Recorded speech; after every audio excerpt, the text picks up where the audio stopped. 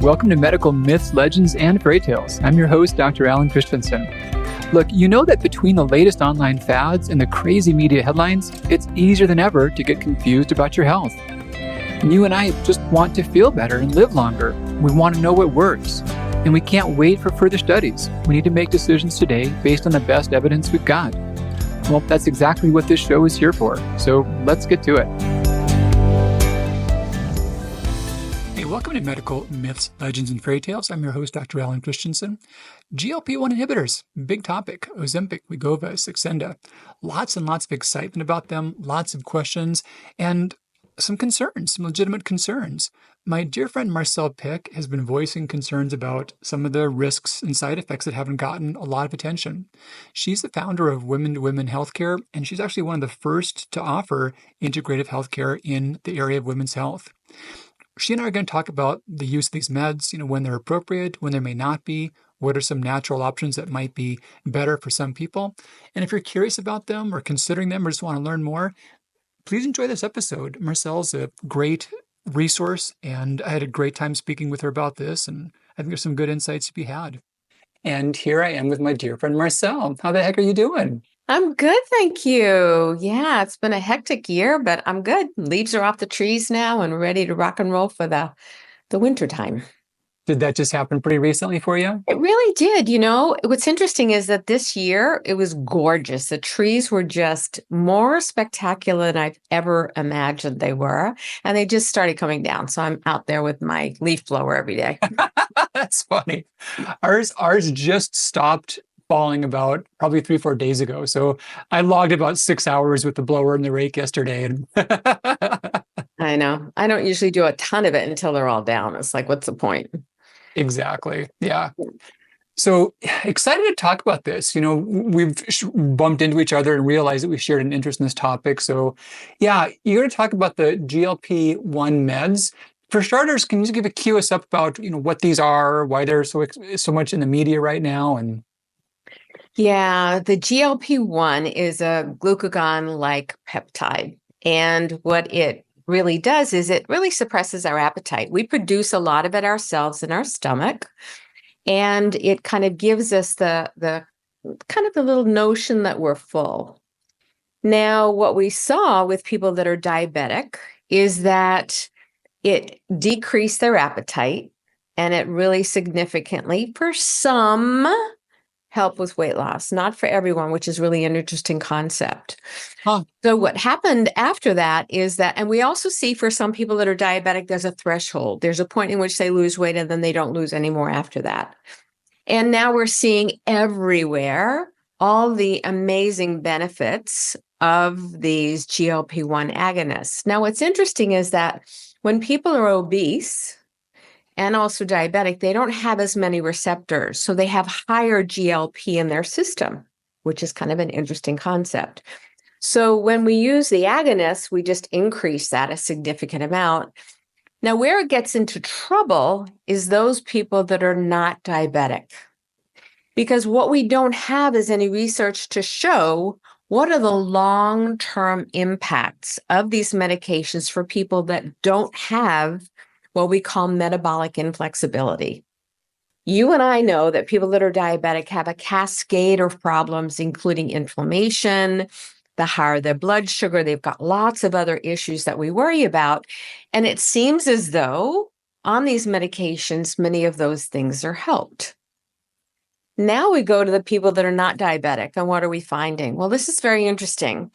Normally, we have a small amount of GLP in our system that then is mobilized about 10% into the system overall. And some of that gets absorbed very quickly. So we don't have a lot of GLP, especially in the brain. When we do a bolus amount, i.e. an injection of the GLP-1 agonists, it bypasses the vagus nerve. Very, very important concept. It goes then to the brain and it acts as a neurotransmitter, no longer a hormone. Well, that's interesting because then what's going to be the long-term impact of that? Well, what we're seeing in terms of side effects is that about 55% of people that start them get off them. That's interesting. We have an enormous number of people that are wanting to go on them. But the side effects might be gastroparesis, which is an extreme condition in which the stomach is really paralyzed of sorts. And some of those people still continue to have that problem after they've stopped the medication. We know that this is a terrible statistic. We know that 60% of people that are losing that weight are losing bone density. Oh, wow. Not a good sign. We know that about 50% of those people that are losing weight are losing muscle. Now, that's not a great statistic. The other thing we know is that 2/3 of the people that stop the medication gain the weight back plus 15 pounds, 10 pounds, sorry, not 15. So, the question that we have to ask ourselves is it really worth the risk? Now, if you're morbidly obese, absolutely. And you've tried other things and they haven't worked. If you are also someone who has diabetes, we're not talking about that population, or I'm not. I'm talking about those people that want to lose 20 to 30 pounds. I'm talking about those people, maybe they need to lose 40 pounds. But we then have a whole issue that we need to talk about, which is what this drug has done.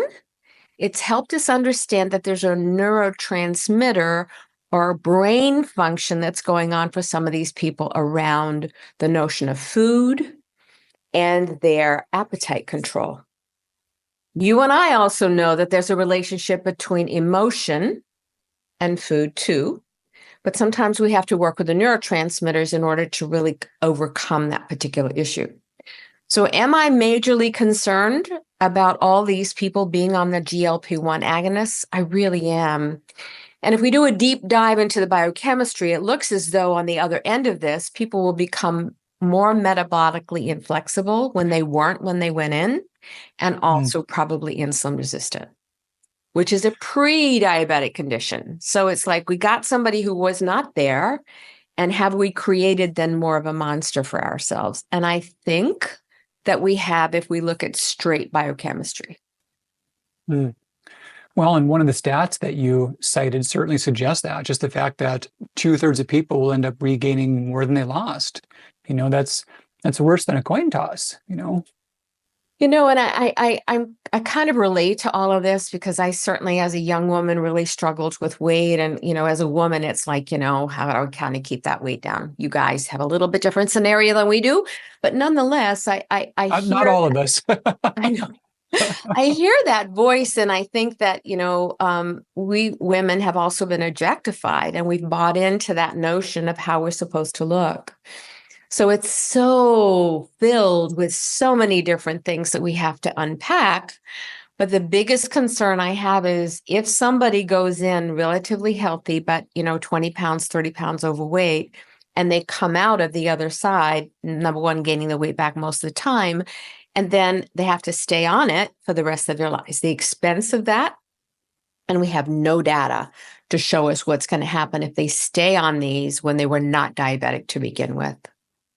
Well, and that's a concern that I've had. So far, all the literature has suggested that this is something that is only effective when it's used long term.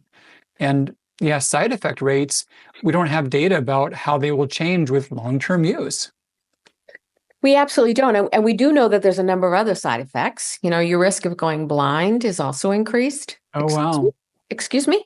What? What did you say? I've not heard that one. And there's a number of people that had that particular problem. We also know for some people suicidal ideation. So it is having a neurotransmitter impact. Now, you and I know that we need to work with the gut. We need to work with thyroid. We need to work with hormones. We need to work with cortisol. But if we're just expecting kind of a one-shot thing to make a difference, that's really problematic from my perspective, especially when we don't have any long-term studies. And the data about bone loss, not so good. Muscle loss, because all of those things really help us age incredibly well.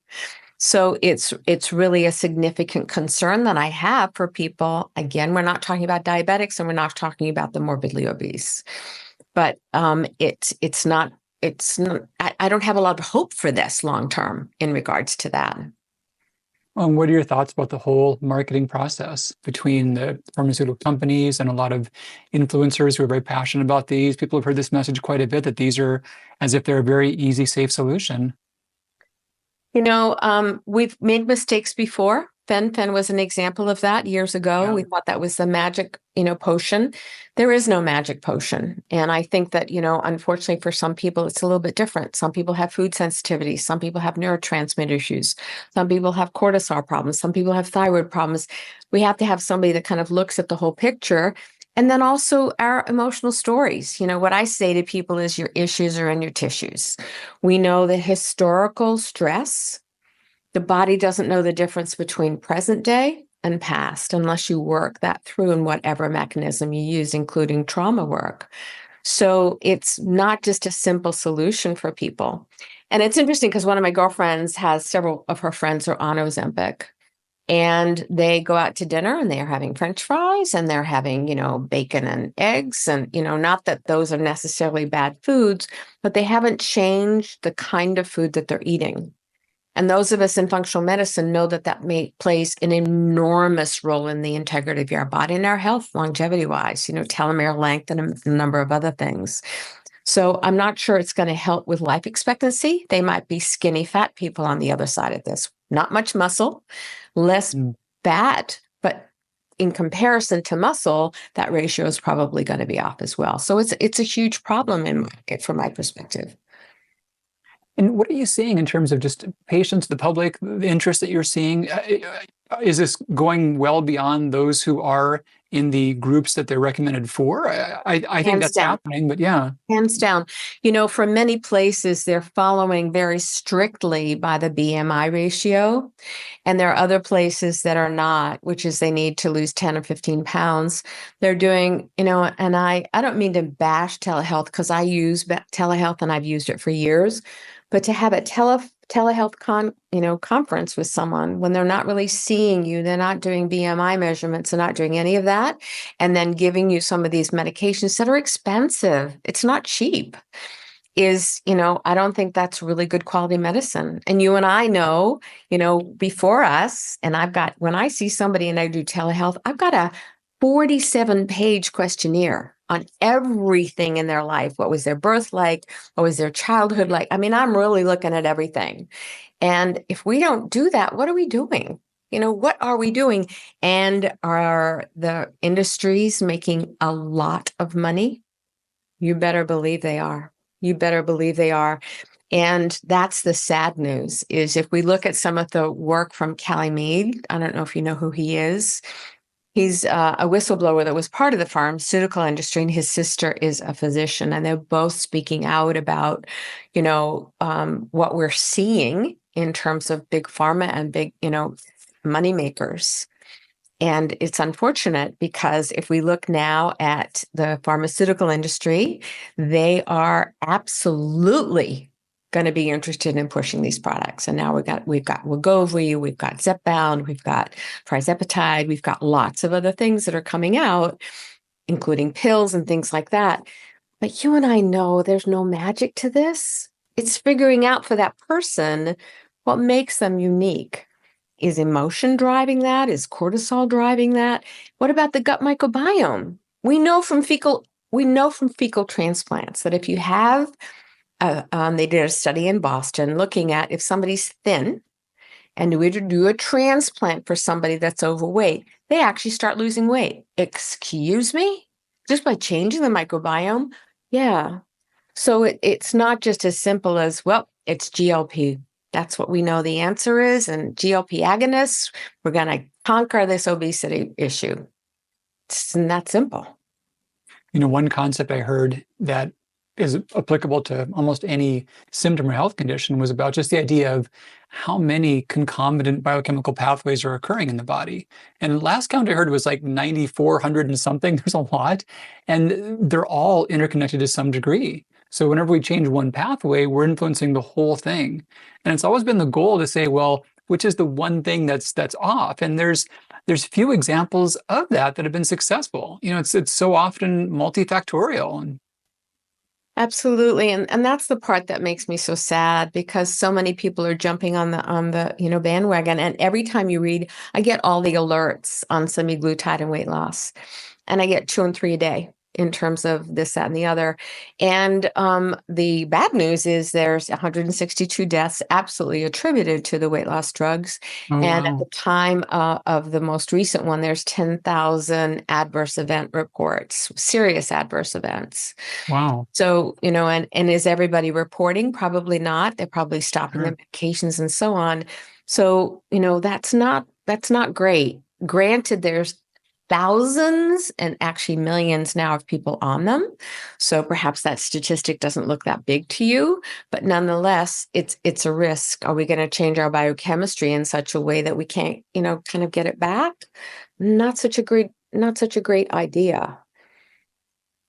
Well, and the question too, a lot of people have is about the compounded forms of the medication, rather than the actual ones that were studied, with the drawbacks we're talking about, that many are using versions that may be similar but weren't pre-manufactured. Hands down. And, I've used compounding pharmacies my whole career. So I adore compounding pharmacies. But nonetheless, we don't know. I mean, we really don't know. And, do we need to find other solutions? Yes. And again, I'll reiterate, what I love about this is they've helped us understand that it's not just a, appetite thing. It also has to do with the brain and the biochemistry of the brain function and neurotransmitters. Are they GABA deficient? What about tryptophan? What about tyrosine? What about all these things that contribute to that? How much sweetness do they have in their lives? Is that why they're craving sugar? I mean, I always look at all those pieces together because that's what kind of puts it together for us. And thoughts about healthcare practitioners, what should they be doing differently if they are prescribing them or considering them? What are some more considerations they should be making? So they need to kind of look at BMIs, and they really need to follow the standards in terms of the BMIs. Basically it's 31 to 35. If they're in that range, then they probably are candidates. Maybe. What are they eating? How much stress do they have in their life? What's their trauma history? Are they willing to make dietary changes, not just now, but to change? I created a genetic profile, and there is no one size fits all. I can tell you if you're low fat, low carb, Mediterranean, or balanced. That makes an enormous difference because we're all, it's keto, it's Mediterranean, it's this, it's like vegetarian. Are we supposed to know what it is? And we don't do that.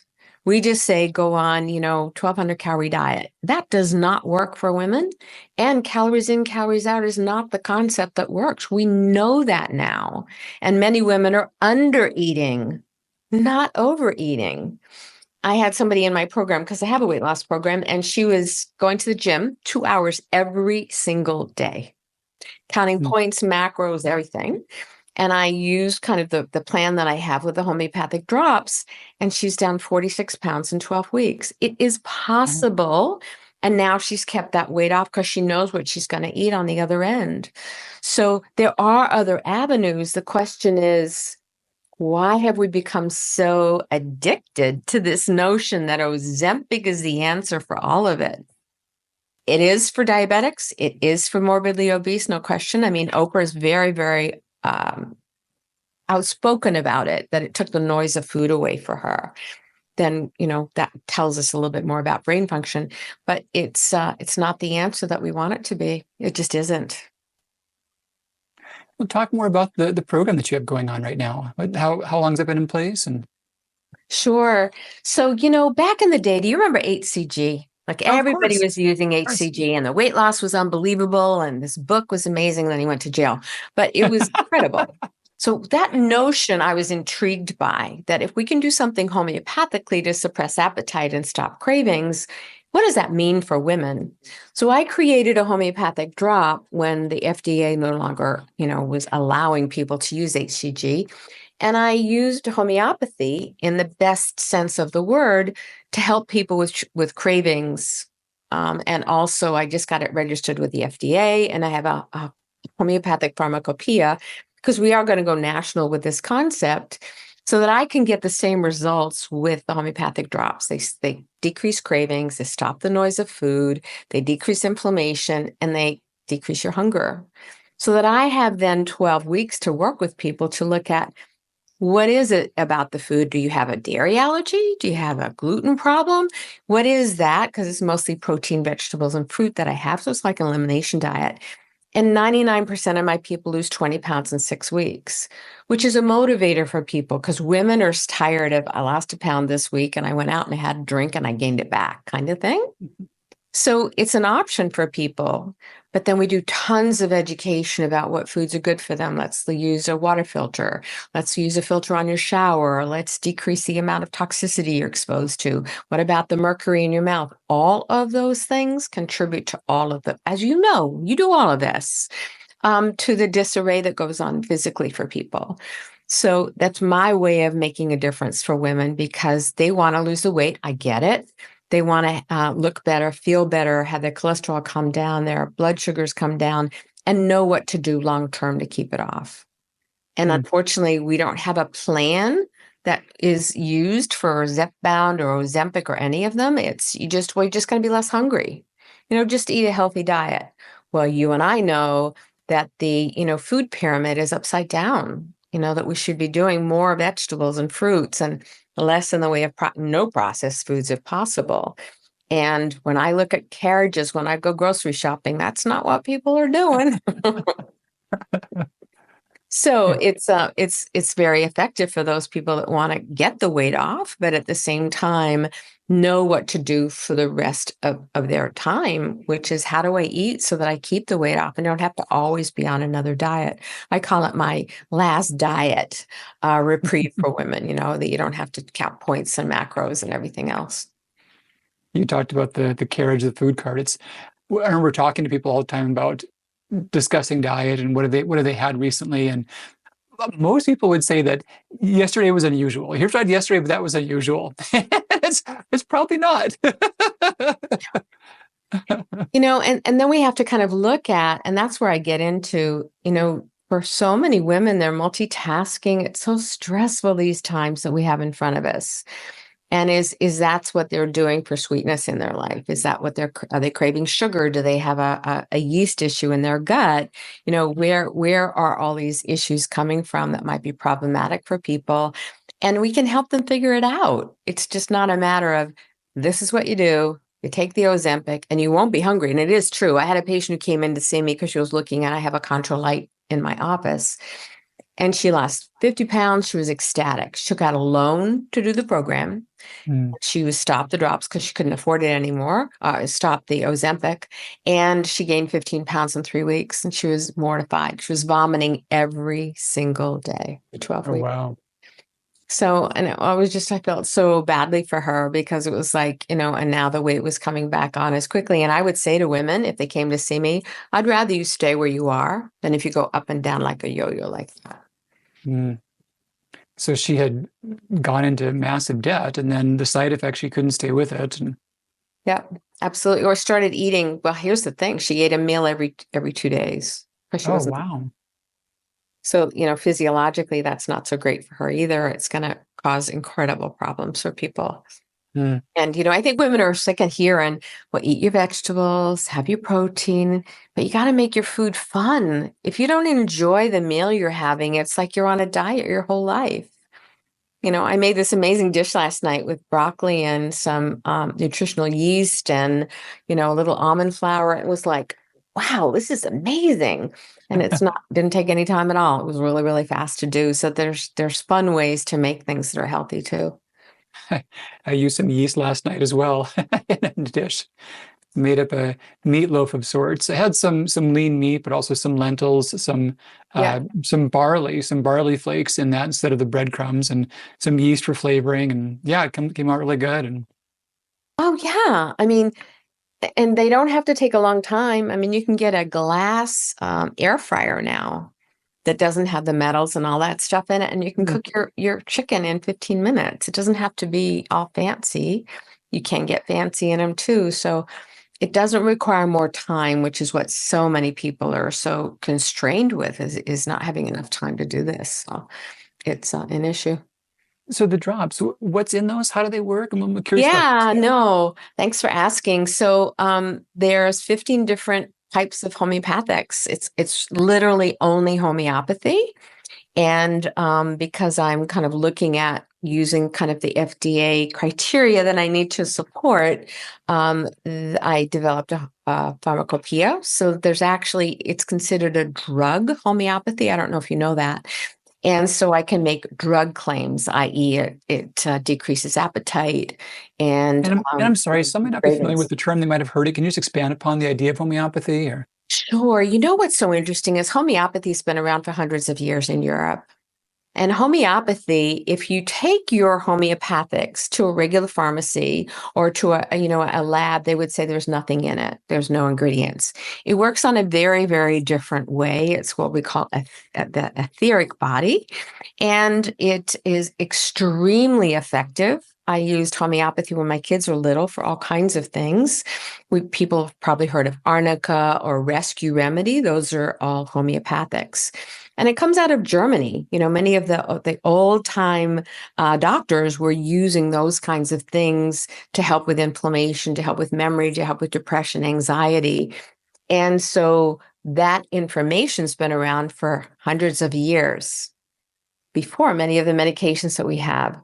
So using that concept, I developed this package of homeopathics to work in a very dilute way. So I can't say there are no side effects. If somebody's on an anticoagulant, I don't want them on this medication. But otherwise, there are no known side effects with regards to this. But of course, you need to check with your doctor if you ever want to use something like this. And it does not have HCG in it. I chose to not have any HCG or hormones or any kind of stimulants in it either. And they're very effective to help with, also, I can say they decrease inflammation and they also decrease anxiety and depression, because we've seen many of the components of it in this pharmacopoeia. They all do the same thing. So I'm able to actually say that, and we'll have that on the label as well. And how does someone use them? What's the process? Yeah, sure. So you take them 3 times a day. Generally, I have people take 13 drops 3 times a day under the tongue. Leave it there for about 10 to 15 seconds, not long. Preferably wait 20 minutes before you eat. And, people are not hungry. So I say, you got to eat. I don't want you to not eat like this woman did with the Ozempic. Or they'll be hungry, but they won't be ravenous. And then they're eating very healthy food. So it's unlimited vegetables of certain kinds, 2 fruits a day, and then adequate protein at lunch and dinner, and oftentimes breakfast. Men lose weight much faster than women. Some men are up to 55 to 60 pounds in 12 weeks. So I'm really trying to slow that down. And sometimes I'll have them doing 8 ounces of protein twice a day. So a significant amount of protein. And my goal is for women to lose the weight, but then learn for themselves what they need to do to keep it off. That's why I did the genetic profile as well. But honestly, Alan, we need alternatives for women. It can't just be Ozempic is the answer. It's like, what can I do so that I can really feel wonderful in my body? I can look in the mirror and be happy. I have clothes that fit. My cholesterol is normal. I have a good relationship with food. I'm not scared of it anymore. What do we need to do to get you there and to feel incredible? I mean, we all deserve that into our 90s. Do you know? Really? I mean, seriously. No, I couldn't agree more. And yeah, the side effects are serious. The blindness I hadn't heard of. Thyroid cancer is one that's talked about as well as a concern, and that's when the protein manifest. Yeah. Yep. Absolutely. Absolutely. And again, we're the long seeing term, more and more coming out as well. That's the unfortunate part. I mean, the other thing you're seeing is it helps with heart disease, it helps with kidney disease, it helps with this, and this, but at what expense? well, and there's obese, there's it helping versus weight loss helping. And in reality, it's weight loss helps those things, and if that could happen by other ways, you could still get those same benefits. Right. Yeah. And it does require, but one of the things that I said, and that's why I created these drops, is I think many times, and my audience is mostly women, they need to have a respite from thinking about food all the time. I was good today, bad today? I just want to have some reprieve from that and see things changing for myself when I'm working so hard at making this shift. And when they see that, then I got them. They're on board. They're going to listen to some of the other things we talk about, which is oral pieces that are going on for us, or thyroid, or hormones, or adrenal, or gut microbiome. All those things are connected. But if they're feeling so frustrated because they can't get the weight off, then they don't listen as well, you know? But when I got their attention, they're listening, boy. They're really ready to say, okay, I'm going to do this and I'm going to figure out how to do it the rest of my life. So oral things, as in dental health, or? Yeah. So, you and I know this, that, for a long time, we didn't kind of understand that mercury in the mouth has health implications. We didn't understand that we're all different, that the kind of filling that they may replace that with makes a difference. So there's a Clifford test that's very helpful for many dentists to find out if we put some kind of composite in your mouth, are you going to react to it? We are now using ceramic implants instead of the titanium because you could have a reaction to that. We know that we can have much amount of what we call cavitations, which is pockets of bacteria that correlate with our health problems. A lot of people didn't know that. It's like, well, I go to the dentist all the time. I had no idea if you have, any kind of cavitations, or if you've had an implant, or if you've had root canals. That's the biggest concern that we have. Is there a relationship between root canals and breast cancer? There probably is some kind of relationship because oftentimes you'll see that women had a root canal and it's a side they had the breast cancer. Does the root canal cause breast cancer? Absolutely not. Of course not. Might it be something that contributes to that load in the system? Possibly. Possibly. So I think it's so important to see a biological dentist to really understand your oral piece to the puzzle because it can dictate your health long term, especially heart disease. It's a great example of talking about that, just about how we want to really minimize the stressors on the body and minimize foreign things and minimize extra chemicals the body has to deal with. And that's the drawback of being on a medication longer term. And you and I have been at this for a while, and we've seen things like the fen-phen come and go. And there's a time, we remember that when the fen-phen clinics were on every corner in the big cities. It was just the thing. And there's a saying about the early bird gets the worm, and the one that I like is the second mouse gets the cheese. Oh, yeah, absolutely. And, there are people in my community that are doing, microdosing. I don't know about the microdosing. It doesn't help with weight per se, but they're saying it happens with, brain function and so on. I have to do more of a deep dive into that to see if I agree with that because it is a peptide. But I can tell you pretty emphatically that I have big concerns about the GLPs, the way that we're using them now for, Wegovy and Ozempic in particular, semaglutide family.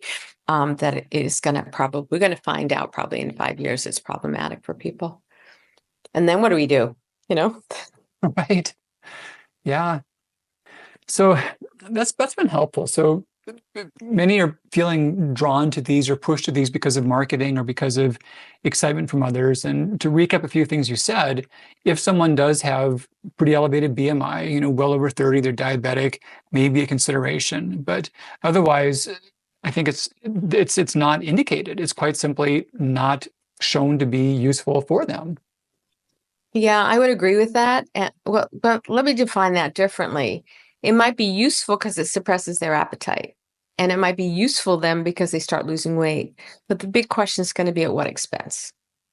What's going to be the long-term effect on their biochemistry when we're using a bolus amount of GLPs that are, not necessarily meant to be that high in the system, that bypasses the vagus nerve, which is a transport system that we normally have for GLP-1s.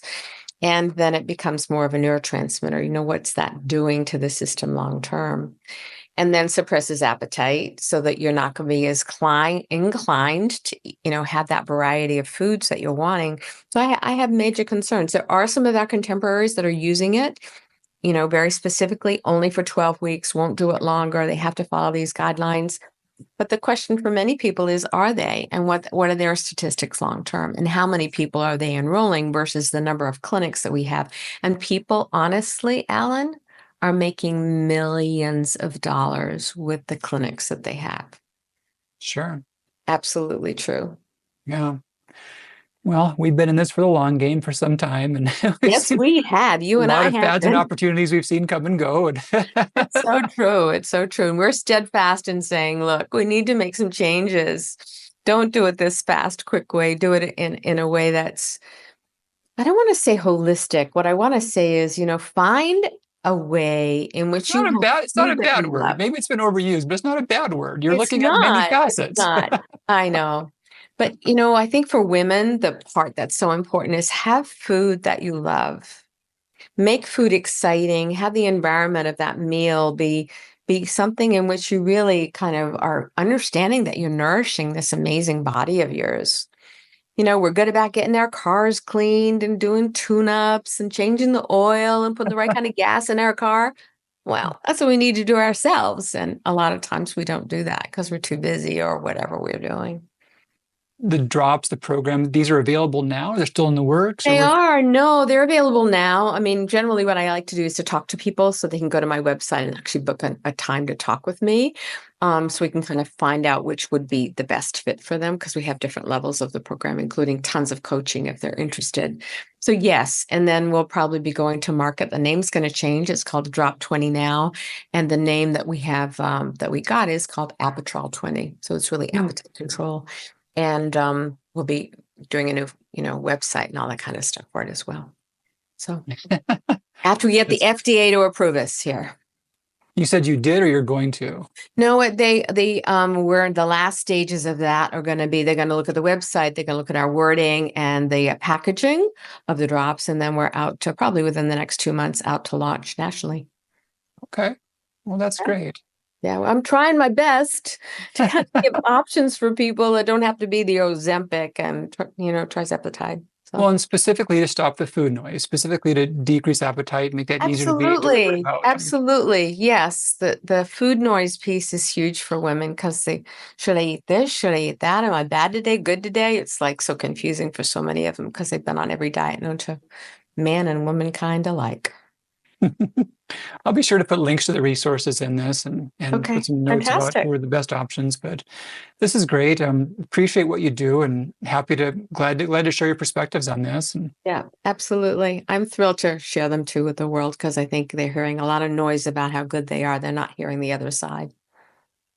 Well, and that's how it works. When someone does something that they see short-term benefits from, that's the part they talk about. But when things go wrong, they're quiet and they blame themselves, and that's not public. No, I know. And it's not a good thing. Oh. Absolutely. Thank you for your perspectives, Marcelle, and nice to have some time. Thank you for having me. Yeah, I was glad to connect. Okay, awesome. Thank you for having me. All right, bye-bye. And those who are here, thank you for joining me again on Medical Myths, Legends, and Fairy Tales. Dr. Alan Christianson here, and I'll talk with you again real soon. Bye-bye.